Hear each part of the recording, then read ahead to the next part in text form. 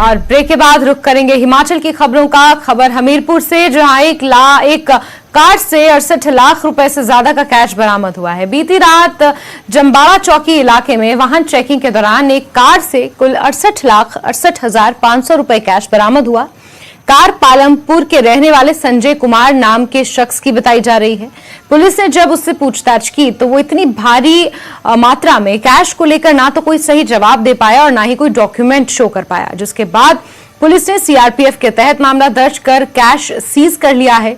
Police के मुताबिक संजय कुमार नाम के जिस शख्स के पास कैश मिला वो दिल्ली में प्राइवेट कंपनी में जॉब करता है। वो एक शादी समारोह में शामिल होने के लिए बीड़ बगेड़ा आया था, जिसे चंडीगढ़ की तरफ लौटते वक्त कैश के साथ पकड़ा गया। पुलिस ये पता लगाने में जुटी है कि आखिर कार से बरामद 68,68,500 रुपए कैश का राज क्या है।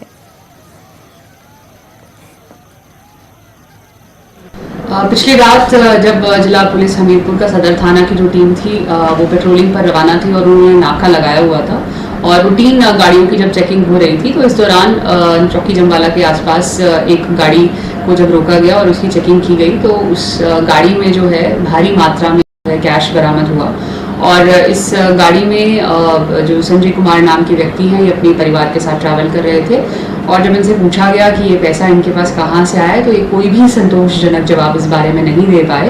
तो जिला पुलिस हमीरपुर ने और पुलिस थाना सदर जो है पर्टिकुलरली हमने इसमें 102 सीआरपीसी के तहत कार्रवाई करके इस पैसे को सीज किया है और आगामी जांच जारी है कि ये जो पैसा है ये कहाँ से आया है। इस नाकाबंदी में इस गाड़ी से जो हमारी पुलिस की टीम है उन्होंने 68 लाख के आसपास जो पैसा है। बात एक और बड़ी खबर की, सीएम सुखू